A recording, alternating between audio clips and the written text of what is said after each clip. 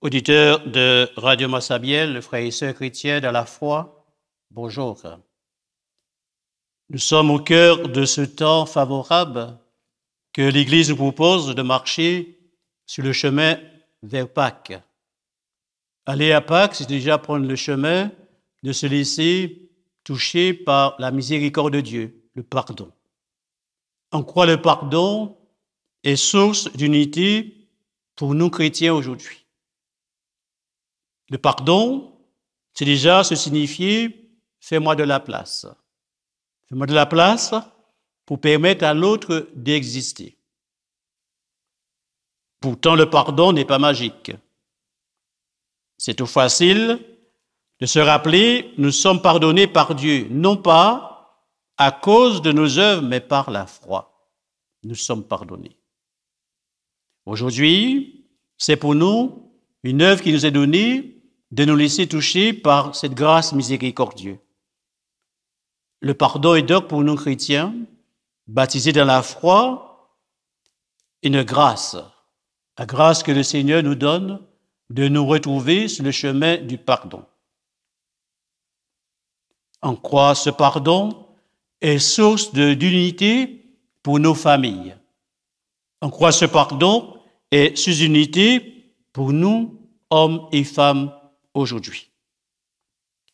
La première est que le Seigneur nous commande de pardonner. C'est un acte d'amour, un acte divin, un acte de Dieu. Et la première pour nous, c'est le Seigneur nous apprend à dire « pardonne-nous » et qui nous révèle dans l'évangile de Matthieu au chapitre 6, le verset 12. Cela signifie que Jésus revient sur la nécessité de pardonner des propres que nous avons intérêt à lire le plus souvent. Si vous pardonnez aux hommes et aux femmes de ce temps leurs fautes, votre Père céleste vous pardonnera. Aujourd'hui, c'est pour nous une chance, pour nous qui sommes en ce temps favorable de carême. Le pardon. Le pardon qui nous prend le temps de nous laisser toucher par une grâce. Le pardon, je le répète, n'est pas magique. C'est un temps de rencontre, c'est un temps pour se laisser toucher. Le pardon est au centre pour nous, la vie chrétienne. Et à chaque Eucharistie, nous prenons le temps de signifier l'ouverture du pardon pour demander Dieu de nous pardonner.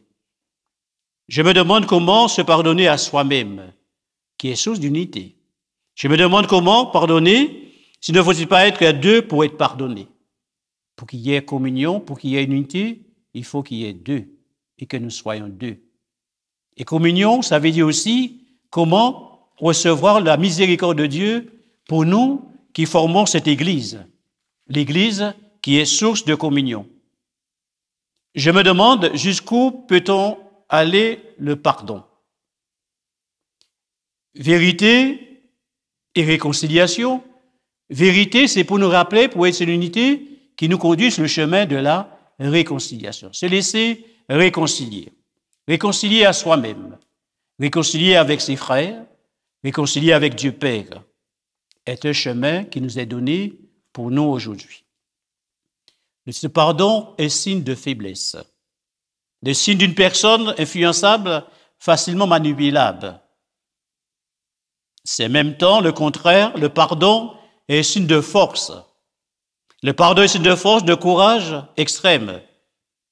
Ceux qui pardonnent sont d'ailleurs peut-être ceux qui détiennent le secret du bonheur, source d'unité, source de la rencontre.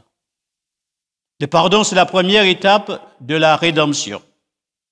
C'est cheminer vers un avenir meilleur pour soi et pour l'autre et pour notre Église, signe de communion. C'est aussi être en accord avec soi-même.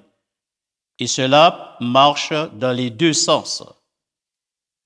Que l'on pardonne ou que l'on soit pardonné, une chose, ce qu'on dit, vous faites. Le pardon, qui est source d'unité, est un acte libératrice. Le pardon est donc définitivement un acte libérateur. Pardonner, c'est ainsi dire adieu aux douleurs, adieu à ceux qui nous manquent, adieu à ceux qui nous empêchent d'être des chrétiens crédibles. Être pardonné, c'est se débarrasser des affaires de la culpabilité. Le pardon, c'est une seconde chance que Dieu nous donne de nous retrouver pour faire cette Église. Pour faire cette Église communion, on ne peut pas être Église communion si on ne peut pas se regarder soi-même. Le pardon est un acte puissant et qui doit être pris au sérieux. Pour nous chrétiens aujourd'hui, pour nous baptisés, il ne s'agit pas uniquement de quelques mots, mais d'une démarche profonde. Le pardon, c'est agir sur soi et sur son appréhension du monde autour de nous. Dieu nous donne ce chemin pour vivre ce pardon comme signe d'unité. Le pardon est indispensable pour toutes nos relations. D'abord avec Dieu, puis entre humains, entre frères et sœurs. Le pardon est aussi un chemin qui nous invite à nous éloigner de tout ce qui nous empêche d'être au Christ. Le Christ qui est signe de communion, signe d'unité. Je veux que ça soit pour nous un instant où le Seigneur nous donne de nous retrouver. Le pardon est pour nous aujourd'hui, Dieu est la source du pardon. Dieu est la source du salut, de la grâce.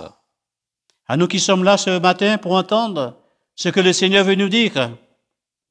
Dieu a tant aimé le Christ, Dieu étant Christ, réconcilier le monde avec lui.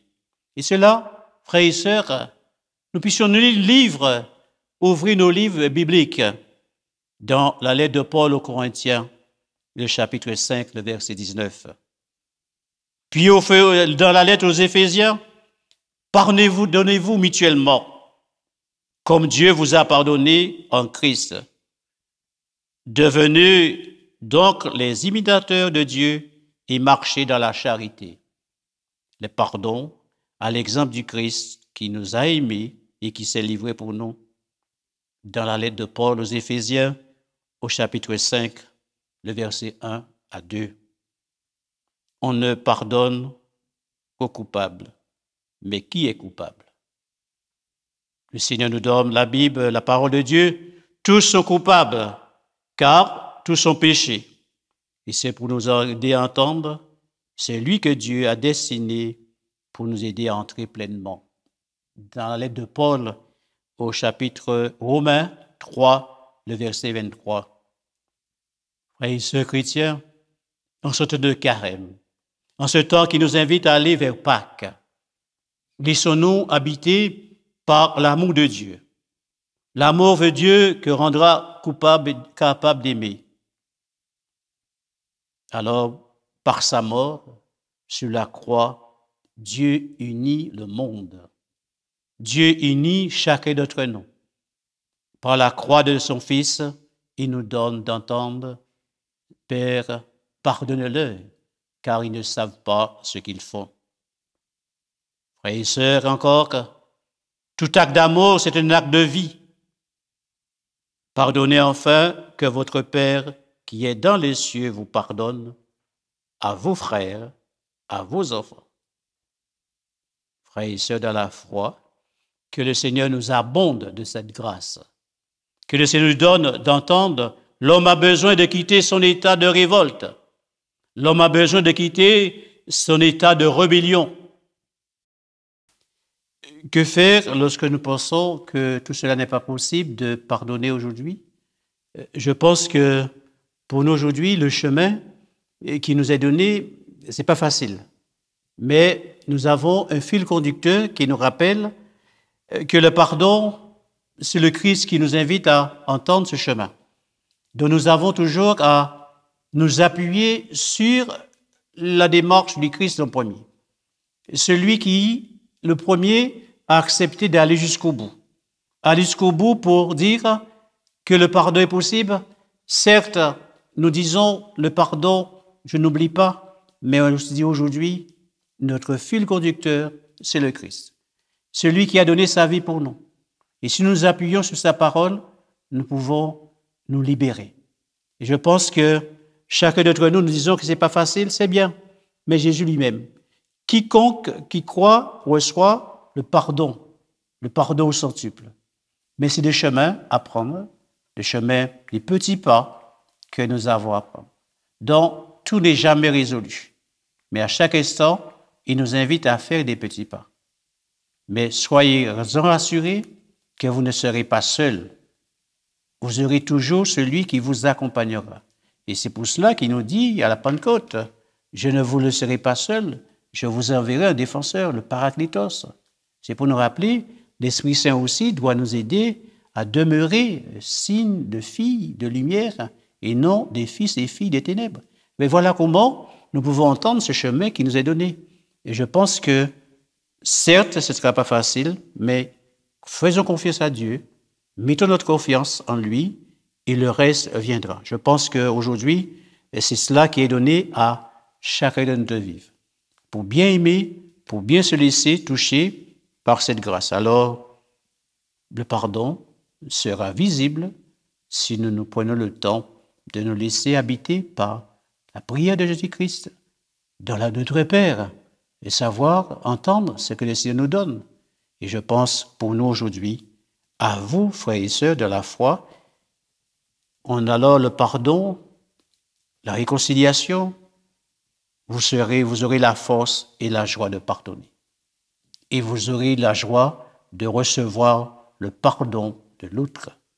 Mais pour cela, il faut que nous soyons deux pour que le pardon demeure et que le Christ demeure en nous aujourd'hui. Aujourd'hui, Dieu est amour. Dieu est amour, il veut aussi, Dieu est en chacun d'entre nous. Mes frères et sœurs de la foi, que la grâce qui nous habite et qui nous donne d'entendre la lettre de Jacques au chapitre 5, le verset 19 à 20. Celui qui ramène un pécheur par la voie où il a été égaré sauvera une âme de la mort qui vivra une multitude de péchés. Parlons de l'amour, c'est nous rappeler que le pardon de Dieu nous libère du poids du passé, des ruptures radicales. Il nous faut néanmoins faire mémoire du passé, lui donner une place lorsque nous disons Dieu est amour. Même si ce n'est pas facile, cela ne va pas non plus par une parole qui dit repentir d'un côté.